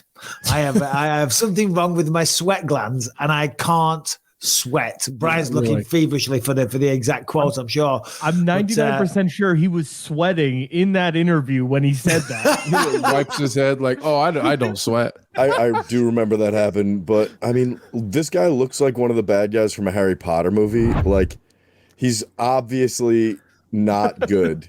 He is a villain. Yeah, I don't like him. I don't like him. Yeah, I must admit, I didn't like. I mean, I'm a fan of it all, to be honest. You know, the historical references and the rich British culture and history that we have. Of course. But I will say, when you have the royal family like that, you're bound to have at least one bad dude. So the fact that we only got one that's a monster, you guys are probably doing all right. You know? Yeah. Yeah. Speaking of this conversation is not going the way I thought it was going to go. I was like, do you know what I mean? I was like, oh, did you catch the coronation of King Charles so cool. III? We're like, oh, so great. Let's talk about the kids, the diddling. Oh, God. There was an awesome guest list. It included Katy Perry, Lionel Richie, and one surprise guest. It seems the Grim Reaper popped up at the coronation. Did you see this? I saw it because you put it in the notes, so I took a look at it, and I'm like, what are you talking about, Harrington? But press play. Let's have a look at this. Dude, this is nuts. This actually happened. So this is the guard coming in, and look at the doorway here. What the hell is that? The Grim Reaper. What the hell's that? Just some nerd just decided to walk by and... Yeah, but hold on. It never occurred to you. I mean, this is like, you know, everything, the costume and all the rest of it is very medieval, like Harrington. Maybe it was just somebody walking past with a cloak over the head. And you know, is that a normal thing? The people just walk around with fucking cloaks and canes? I wonder if it's one of those esoteric type of things where it's like this guy represents your mortality or something. Like, I'll look it up. I'll see if that's like a thing. It could be like part of the show. Yeah, I don't think so. I don't know. Anyway, do you pledge your allegiance to as an honorary Brit, Anthony? This is serious now. Okay. Do you pledge your allegiance to King Charles III? No. No. My dad doesn't. My dad was in the army, proud soldier. He was very, very proud. He has been very active on Facebook. He's like, he's not my king. He's not my king. And I'm like, why is that? He said, well, ever since he messed around on Diana, no, that's it. He's not my king. And we've got to get my dad on. He's got a lot of crazy political views. My dad's out of his goddamn mind. Shout out, Dad, if you're watching. All right, Harrington, what MMA news story should we get to? We've been going for a while. We've had a great show. We've got lots of questions to get to as well. But what's the big stuff, bud? Well, I mean, just a couple other bonus winners from 288, Yan Jiaonan and Diego Lopez on just 6 days notice, getting the extra 50K. I thought was pretty cool. And then, we did we talk about the O'Malley thing? Oh shit. No, we didn't. No, O'Malley. That's probably the biggest talking point of the, I don't really care about O'Malley. I love that Merab took his jacket off for it, took the jacket and then put it on. Oh my gosh. I didn't like this in-cage stuff though at all. I liked it. Look at Merab there. He's getting in there. Look at it. He grabs the jacket and then all of a sudden you see a bulb go off in his head. He's like, oh, I'm going to put this jacket on. He puts it on and then look at the face on him now. Hold on. Where is he? He's so happy. He's so happy with himself. You know what I mean? He's like a little hobbit with a Michael Jackson Thriller jacket on. You did like it? The mess? All right. So some people might say that that's an ugly scene, an ugly stain on the sport of mixed martial arts. The reality I wouldn't is, go that far. It's just this is promotion. It's promotion. I liked it. Yeah, a little bit of, I'm certainly interested in seeing the fight with O'Malley and Aljamain now. So it did that job. No, I loved it. I loved every second of it, but call me a flawed human being. I don't mind a bit of drama. I enjoyed the drama. It just it feels cringy at times. I just didn't like the cringiness feeling to it, but I'm excited about the fight. I like that they genuinely don't like each other. I definitely don't mind that. And that was clear. I love that. I hope that in all the promos that they put out, that they make sure they get in Merab putting his jacket on. If I was a fighter, if I was Merab, one of my prized possessions would be a picture of me in that jacket. Oh, if that was me, you'd have never got the on jacket the wall. Back. Oh, no way. No way. Well, once I'm wearing it, it's mine. They almost got into a fight over it, though, didn't they? I think that's what was going on. It was all hell was breaking loose. In fact, Brian, you were there. You were in the arena. What actually happened? Because they didn't show it on camera, so obviously we couldn't see. I didn't have an elevated position. I had pretty good seats, so I couldn't see anything through the body, like all the bodies. They didn't put it up on the screen. Yeah. It was just like a big scrum. That's it. Well, Thursday we have Sugar Sean O'Malley joining the show, so we'll get his take on everything and his thoughts on the fight and all the rest of it. But I thought that was a great way to cap things off. I did enjoy it. Let's have a look. What have we got, Harrington? Any big MMA news though? Some bad news I'm pretty sure he's been on the show, friend of the show, Tony Ferguson. Left I think it was a club or a bar. He hit two parked cars with his car, flipped over, airbags deployed. When the police got to the scene, he refused the field sobriety test. So he was charged with a misdemeanor DUI and his license was revoked on site. Yep. I mean, so I don't want to kick a man while he's down. Yeah, no, this is a tough one for me. Because he's down. He's lost 5 in a row. He's down. And Tony is down periodically, and it's not always his fault. Tony does have some struggles personally, and you can tell how Tony's doing in here very easily by seeing how he acts. And Tony's just not in a great place right now. No, I mean, to be fair, the 5 losses that he's had have been, it's too. There he's getting arrested. Man, it just sucks, doesn't it? Because listen, I'm going to give my thoughts on the whole drink driving thing in just a second, but for a lot of people that might get arrested for drink driving, it's never a fun moment, is it? But then when you're Tony Ferguson, you got a bit of notoriety, a little bit of fame, whatever you want to call it, you plastered all over the local news TV just to. Listen, he deserves it. He got behind the wheel of a car. Yeah. You know, I'm not excusing. I'm just saying I don't like seeing somebody from our community, somebody like Tony that has fallen on hard times, that's had some tough fights, that's had some, and I do want to choose my words carefully, some struggles with mental health, shall we say. You know, I think that has been a bit of an issue for him. He's had some tough wars inside the octagon. And again, I'm not making excuses. I'm just saying why again, when I see him on there, it's sad to see. When I see him as yesterday, I'm sitting there watching news. That's how I found out. It came on the bloody news. I couldn't believe it. You know, I mean, it's a massive height to fall from when you're matched up with Khabib 5 times and you're El Kukui, you lose 5 times, you get knocked out. Granted, Gagey, Chandler, Oliveira, Dariush, you know, all top of the food chain guys. But then it's like, should he retire? And then he's getting arrested for not only drink driving. Listen, could have hurt someone. You get behind, and that's the good thing. Nobody got hurt. Right. But you get behind the wheel of a car, and maybe you've had a couple of cocktails. That's one thing. You know, he flipped his truck all the way over, smashed into 2 cars. Yeah. The cars were smashed to pieces. His cars were smashed. It's amazing nobody got hurt. It is. And it's, I'll never make any excuses for anybody getting behind the wheel and driving. No. And I'm not going to start I'm not going to start now by making any for Tony, but in general, because of, you know, kind of where Tony has been in the past, you know, like you said, you know, that he's had some issues that I don't think are 100% his fault. I would. What do you mean by that, Anthony? What, if you don't mind me asking? Just with some of his, just the mental health stuff. He can't help that. He really can't. Yeah. He wants to. No, you're right. He I'm telling you guys, anyone that's listening, he really wants to. That's part of the shittiest thing that happens to people in this country, that there's not always the help that everybody needs. And it's not for lack of him wanting it.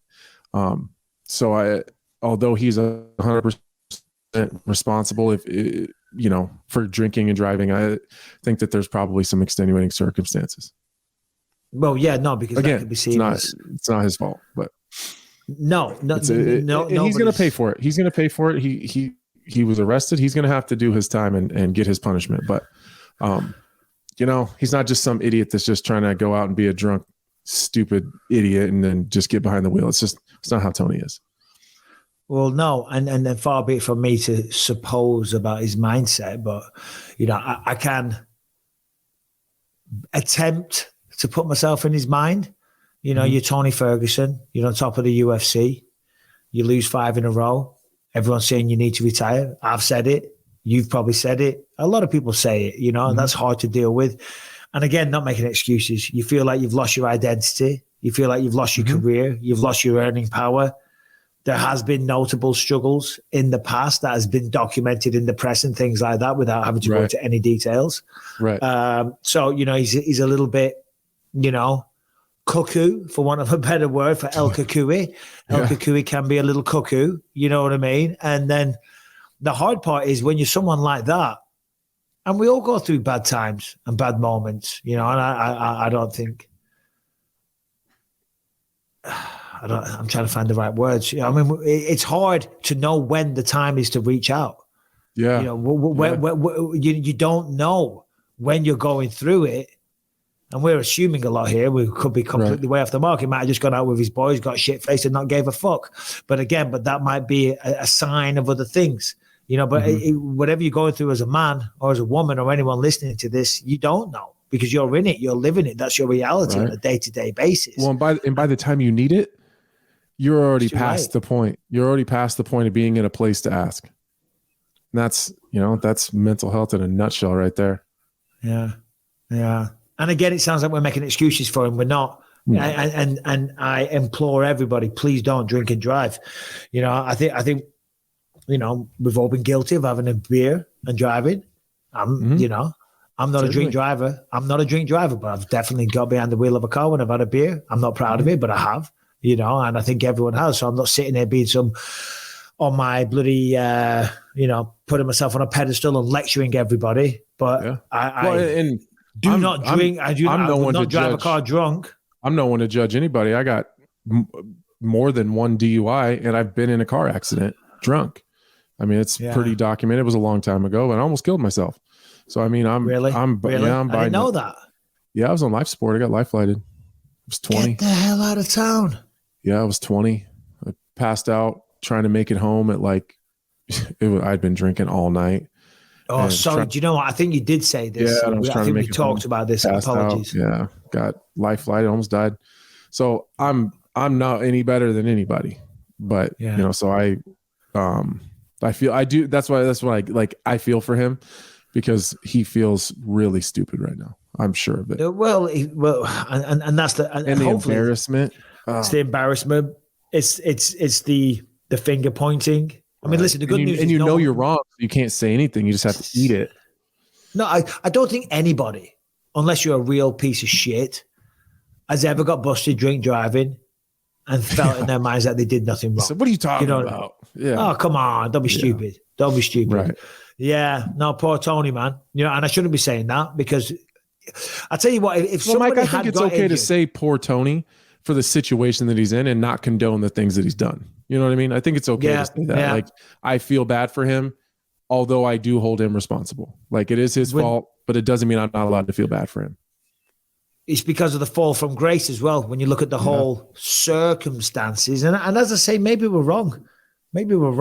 But it looks like from the outside that a man that's struggling a little bit.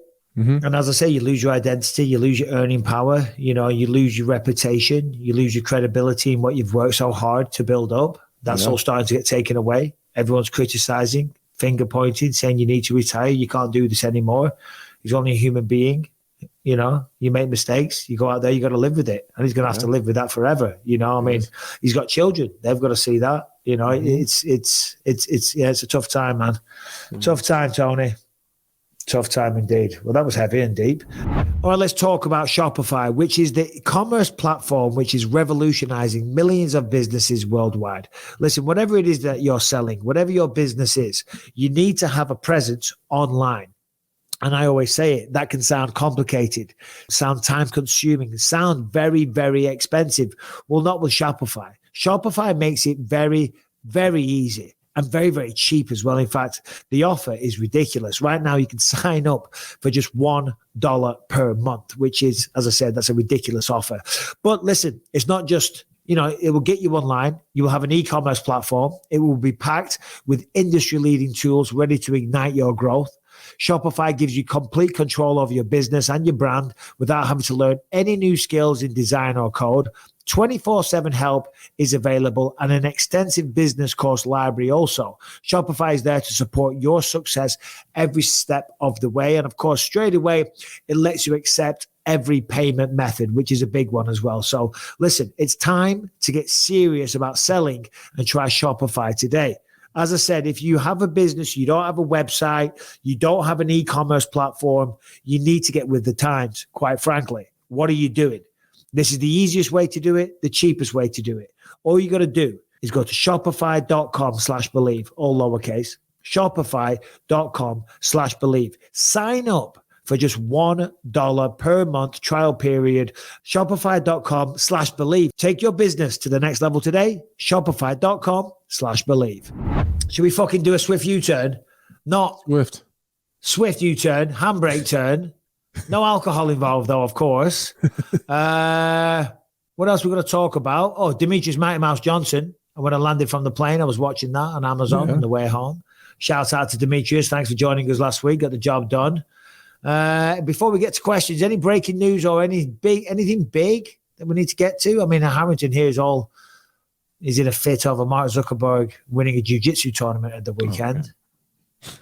I wouldn't say I'm in a fit. But seemed a bit like a fit. Seems a bit like a fit. Stop getting in a fit, Harrington. Would you bring it up if just some random other white belt won a jiu-jitsu tournament? Yeah. Excuse me. He's a yellow belt, sir. When Zuckerberg wins black belt adult worlds, you can bring it up. Well, I was going to say, well, hold on. What bullshit system is he training under? Because last time I checked, if you're an adult. If you're an adult, there's no such thing as a yellow belt unless you're doing the Dragon Typhon Law system from someone down the street. I almost said something bad there. I looked at the pictures. He had a yellow belt with a green stripe on it. So yeah, maybe see, look at that. That's the competition. You're an idiot. That's okay. I'm dumb. I'll give it to you. I'm dumb. Competition belt that when you're competing, they put. Look, he's got a white belt underneath that one, and then the other one is so when they're giving points, look at the wristband on the referee. It matches. Yeah. It matches the belt he's wearing. You're an idiot. Yes, I'm an idiot. This is not breaking news. It is pretty cool, though. To be fair, it is. Like I'm just giving Harrington shit. No. And so am I, because it's great to do.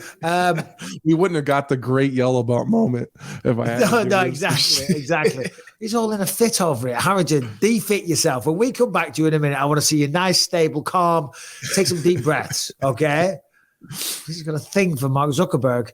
Do you know what it says, though? I think that further accentuates. We always talk about it, and it's well-known fact in martial arts, in mixed martial arts, is a thinking man's game. The better fighter, the smarter fighter, the more intelligent a person will win the fight. And I think that Mark Zuckerberg, because we can say whatever we want about him, I'll go out on a limb. This is going to shock you. Okay. I reckon he's smarter than me.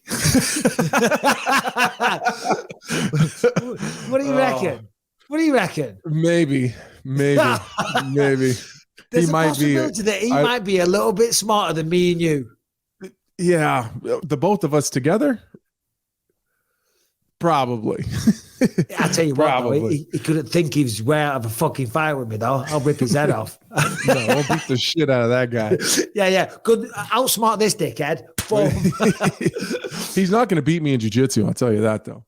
He wouldn't beat me in jiu-jitsu either. I will tie him up like a pretzel and pop his eyeballs out. Hi there. Rebecca just walked in with authority. Come here, Beck. Hi. She's coming over. She's looking like a gangster. Come over here. Leave him on. She walked in like with authority, swanning in. Oh, full sunglasses on. She's walking in like looking like something out of bloody. You got sunglasses I do own in this the house, so yeah. That. Yeah, you do. She walked in like she owns the place. I own the bloody house. Excuse me? Well, Anthony's fighting on Saturday. I know. How do you feel? I feel great. I feel really good. I'm excited. Michael said he was going to ask you if you guys wanted to take a couples trip to North Carolina and come watch. Yes. She's such a liar. She's like, yes, I love to travel. I love to leave this house. Okay, I'm going to take these off. I feel like an idiot. Oh, hey, I got a good question. Because you guys have horses. The Kentucky Derby was just this last weekend, right? Did you see that? Yes. Like 7 horses died during the race? I didn't. I'm not sure. I didn't look into the details, but that's awful. Yeah, it was terrible. Why did they die? Did you just like pushing them too hard? I think a couple of them were pushed too hard. And then there was a couple falls. Like during the race, a couple of them fell. Like one of them, they had to come out and kill on the track. They couldn't even get off the track. Do that with a shotgun? I think they shot it. Wow. Yeah. I wonder why did they do that? I guess if it can't because it was suffering and they couldn't walk. So they can't do anything. They can't. It's crazy. It will never heal. Because in I guess the UK version of the Kentucky Derby is the Grand National. Mm-hmm. And there's a lot of people always complaining about the Grand National now. He needs to be abolished because it's too horrendous on the horses and things like that. Is there similar movements? Go on. Those horses, though, they are probably living a better life than us. They are treated very, very well. Like the expensive horses. Mm-hmm. Yeah. They're worth a lot of money. So they treat them until they die. I was just going to say until they retire, because I watched this documentary one time of what happens to all those racehorses once they can't make any money anymore. And it was awful. It was terrible. But what happens to them? They just kill them. They take them to these like glue factories and it's awful. It's awful. You would think there'd be a better use for a fine specimen of a horse. You would think so. They sell them. Like they can make pretty good jumpers apparently. So a lot of people buy them. I mean, I could just put it out here in the field and just hang out. Yeah. Give it a nice retirement. Some of them go out to stud. Harrington just put that out. Now, that's a hell of a life. That's a hell of a laugh. I'll take that one. Mikey was a stud for 17 years. Thank you. I've been a stud for 43 years, actually, but you know what I mean. 44, should I say? All right, go on, get out of it. All right, well, good luck for Saturday. We will be watching. We'll be watching. Awesome. Well, thank you very much. Okay. I appreciate it. You're going to do great. Yes, he is. He's going to kick some ass. All right, Ben. All right. So it's that time of the show. We answer your questions, and we do like to do this, and it's Anthony's favorite part of the show as well. So please send them into bympod@gmail.com. More interesting, the better. Look at that. Harrington's almost ready with his itchy. He was fast right there. He was fast. That was fast. If you're listening on iTunes, Spotify, wherever you find podcasts, make sure that you are subscribed to the show. Leave us a 5-star rating, positive review on those platforms. It really helps us out. If you're watching on YouTube, make sure you subscribe to the channel and you hit that notification bell to find out whenever a new episode drops. And go leave a comment on this one. Why not? You're already here. And if you want to catch over 400 episodes you can't find anywhere else, head to gasdigitalnetwork.com. Use the promo code BYM. Gasdigital.com, brand new website. Use the promo code BYM. Get yourself a 7-day free trial. Check out over 20 great shows on the network. And we need some bits and bobs. Anthony needs more bits and bobs. I think so. I do need some more bits and bobs. I got a couple that were like drawings and stuff. They're incredible. I just need to get them framed. So I got a couple more things that got to go up. We got more bits and bobs coming. Today, our first question is from Marco. What's up, BYM crew? Marco from Miami back again. Hey, I have one question which I heard last night during the 288, and you cannot tell me it's a stupid question because one of the greatest one ever asked the question. Big Daniel Cormier, DC. So when the porter pause it. I know what he's gonna say. What's he gonna say? DC said something, and he said something about a black belt, and then he said, "I got my black belt," and I think DC thought he said that he took his black belt away and he just recently got it back, and DC was like, "I didn't know you could do that.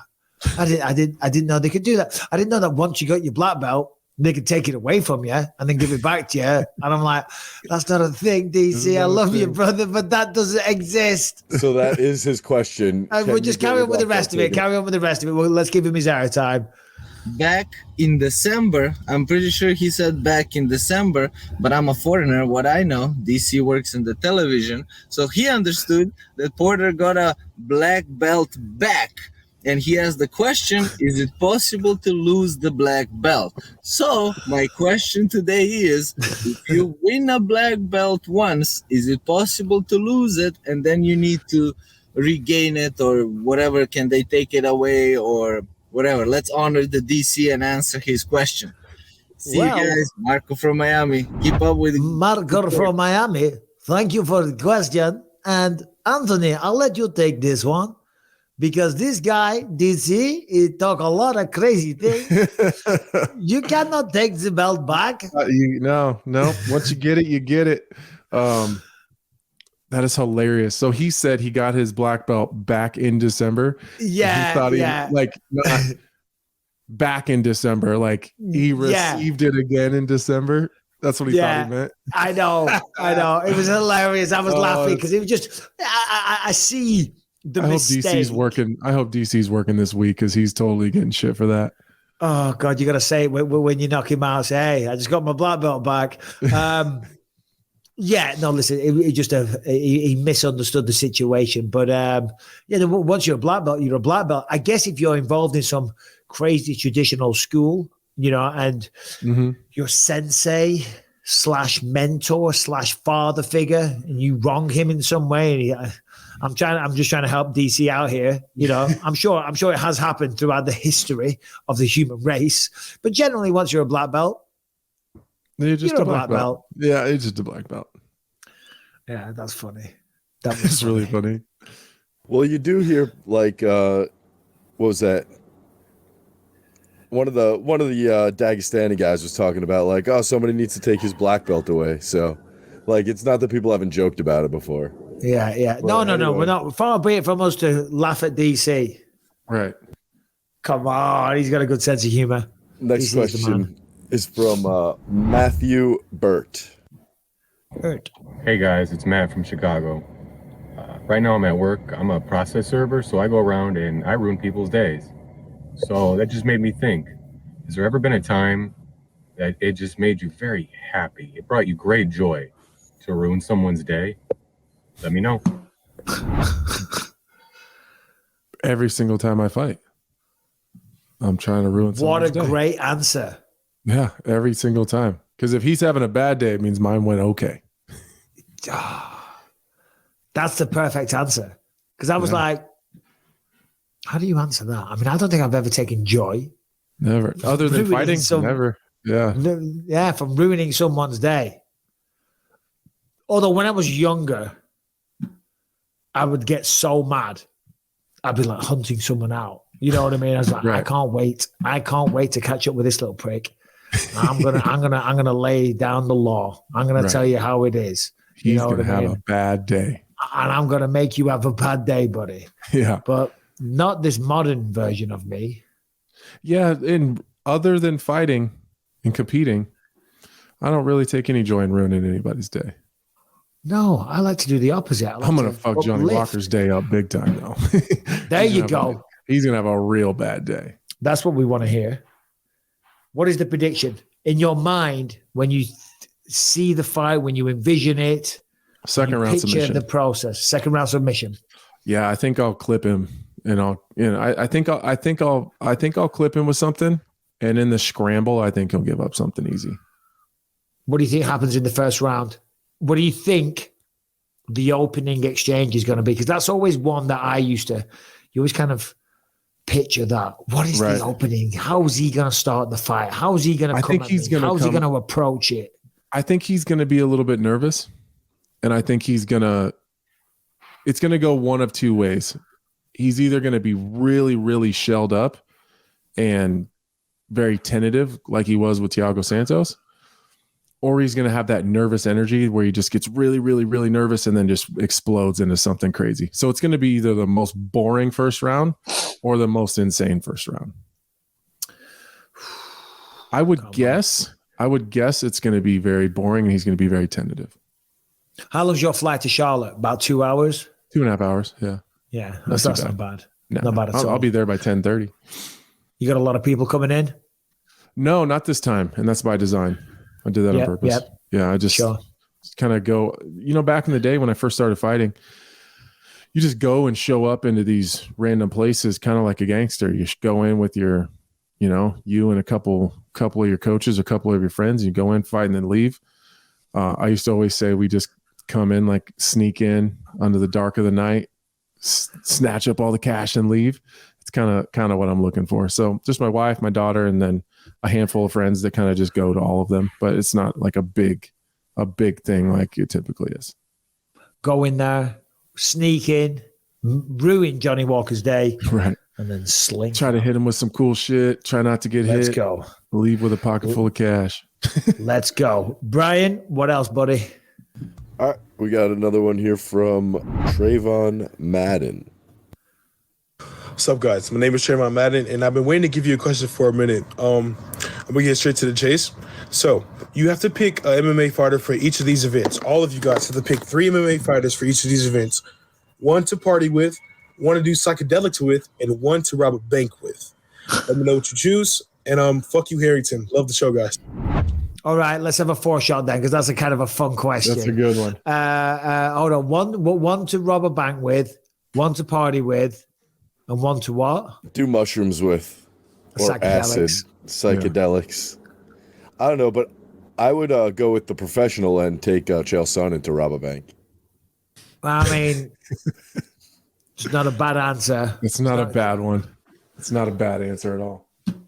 To party with, McGregor looks like he'd be fun. I've partied with McGregor. You know what I mean? So he is fun. But yeah. I was going to go with Mike Perry. Oh, Mike Perry. He's joining the show Thursday as well. Mike Perry would be good. Who else we got? You got to go with the GOAT, John Jones. I bet a party with John Jones wouldn't be bad. I bet it wouldn't be. I'd say Jones would be a hell of a bank robber if we're being honest. Yeah, no. In terms of robbing a bank, though, Francis Ngannou wouldn't be bad to have by your side. No, you know what I'm saying? No. Very identifiable. Well, very identifiable, but I don't care. They can focus on him, the gigantic human being doing all that stuff, and I'll be off with a bag of cash, making my way to the Bahamas. You know what I mean? I'm sorry, Francis. Psychedelics is easy, though. Psychedelics is easy. Rashad.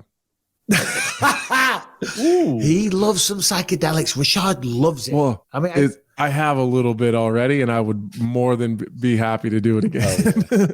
Oh, really? Oh, you have an experience with Rashad will change your life. He will make you see the world from a different light. That's for sure. Yeah, I remember the first time he told me. I recommend it to everybody if you get the chance to do it with Rashad.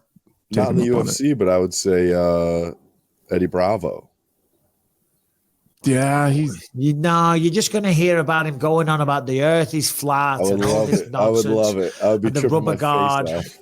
I'm sorry. I'm sorry. I can't also not a fighter. I probably wouldn't have a bad time partying with Joe Rogan either. Yeah, I was going to say, if you're going to do psychedelics, Joe Rogan would be a pretty good one. Robbing a bank, any big. I don't know. Maybe not the smart. You want someone smart as well, smart and cunning, or someone who doesn't give a shit, like. Pavlovich, I'd rob a bank with that guy because I feel like he'd just kill everybody. I think Sergey Pavlovich and Francis Ngannou could do whatever they wanted on the planet. If them two together, who's going to stop them unless you've got a shotgun? Right. Good luck. That's a good one. That's what it's a fun question. That is a fun question. I appreciate that. Thank you very much for the fun question, my friend Harrington. You frozen up on us there, or are you just deep in ponderous thought? Looked like he got froze up in the internets. All right, we'll do one more and then we'll go and let Anthony do his final preparations, have an evening with his family and all the rest of it. What do we have one more, Brian, or have I thrown you for a loop there? Nope, we got one more. I was just pulling it up. We got this one from Robbie McVeigh. How's it going? Got a black eye jiu-jitsu on Friday. It's about a week later, so it's still going pretty well.